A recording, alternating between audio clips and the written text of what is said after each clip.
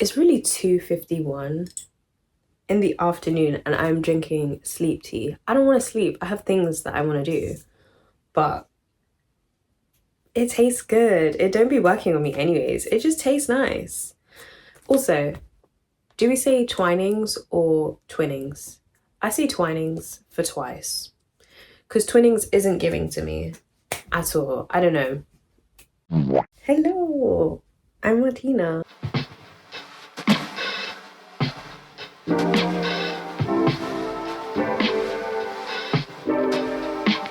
And today we're reviewing a book. I've gotten super cozy.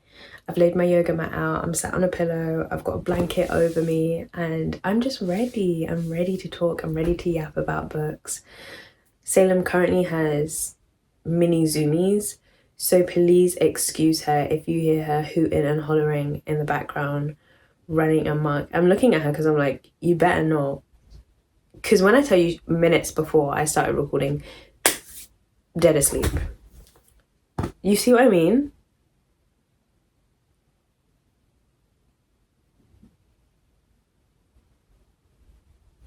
Okay, girl. I'm gonna see how quickly I can record this because I actually do have a food delivery due between 2:30 and 4:30. I hate those types of slots, but then I love them because it's just like, oh, okay, you know, it's usually cheaper to book in that slot. Or it's like, I've actually got things to do between that time. And now I kind of have to like wait and like not wait at the same time. But anyways, let's get into it. Today we're reviewing Homegoing by Yaa Gyasi.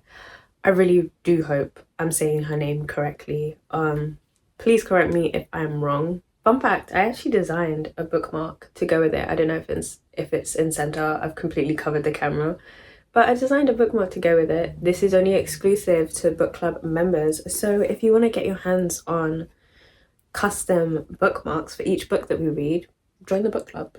Link is in the bio, you know the deal. Homegoing is a historical fiction set in 18th century Ghana. It follows the lives of two sisters and they both have differing destinies.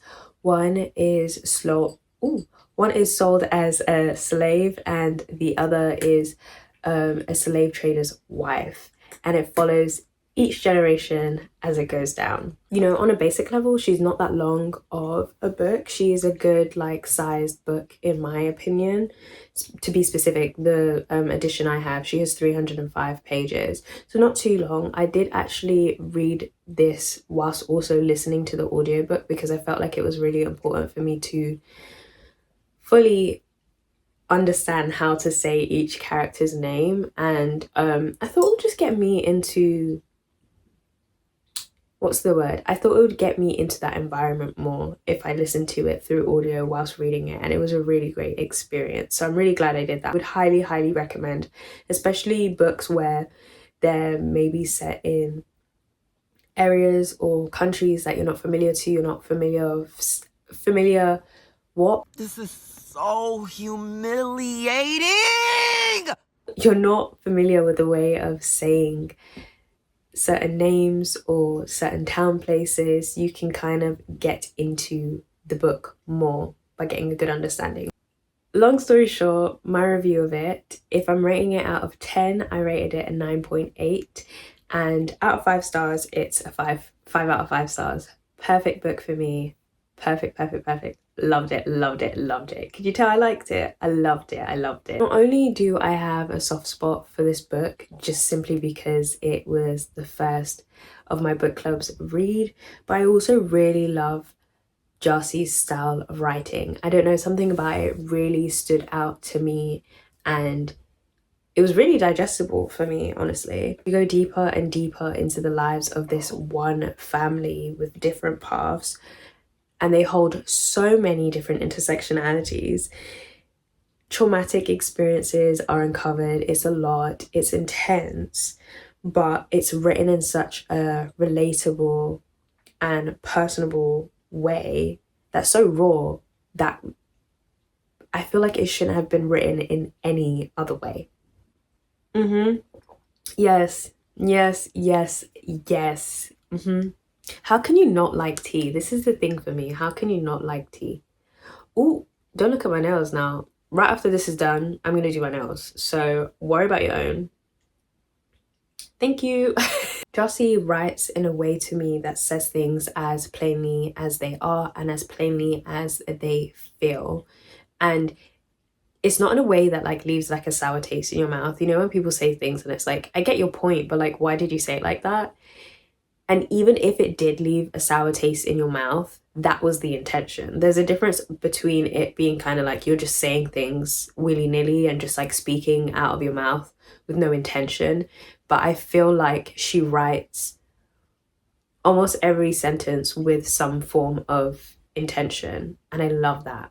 One thing I found really interesting actually throughout reading this book is that in each chapter, they explored spirituality and Ashanti history deeper and deeper. Matter of fact, there are a number of books that were used to help write this book, suggested in the back, that I'm really intrigued to read and pick up, considering my goals for 2024. That might be a future video, I don't know. Stay tuned, subscribe, like the video, because some of y'all are watching and not liking the video. Oh my gosh, the way I'm out of breath, my shopping came and I did that so quick because I don't want my tea to get cold.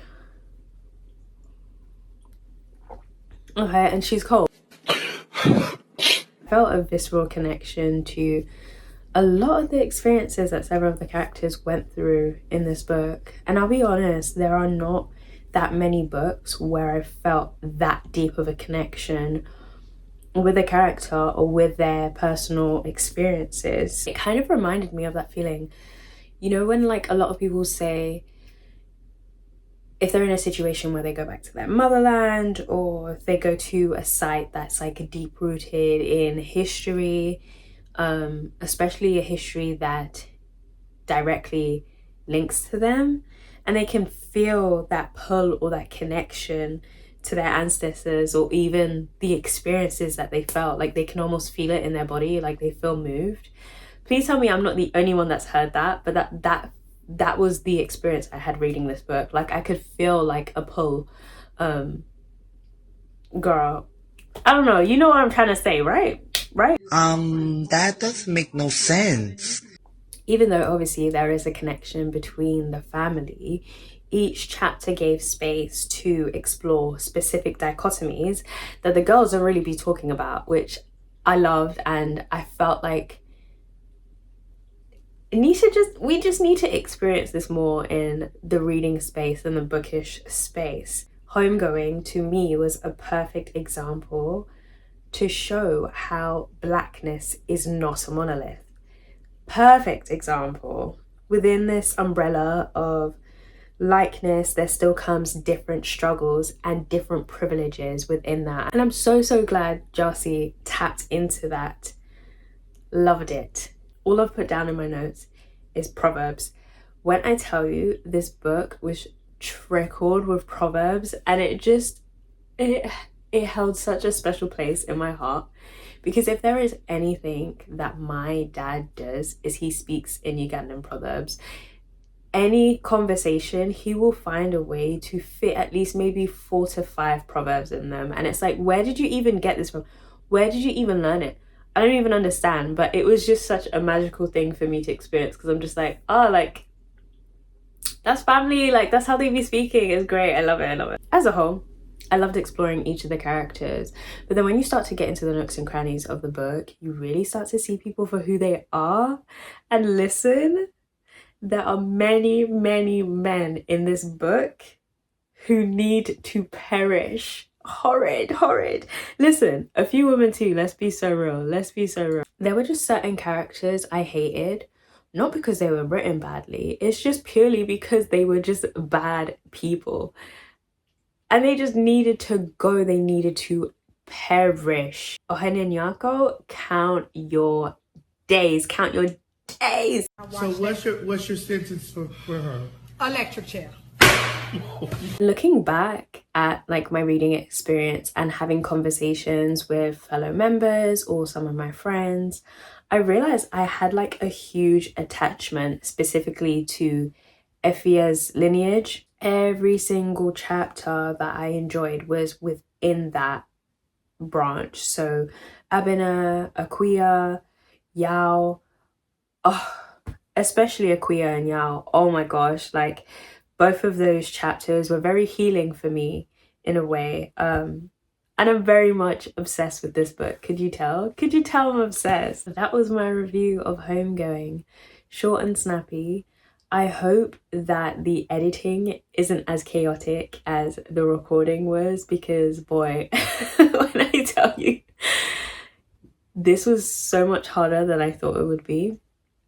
But we made it to the end, and it's okay. As mentioned before, this was my book club's first read.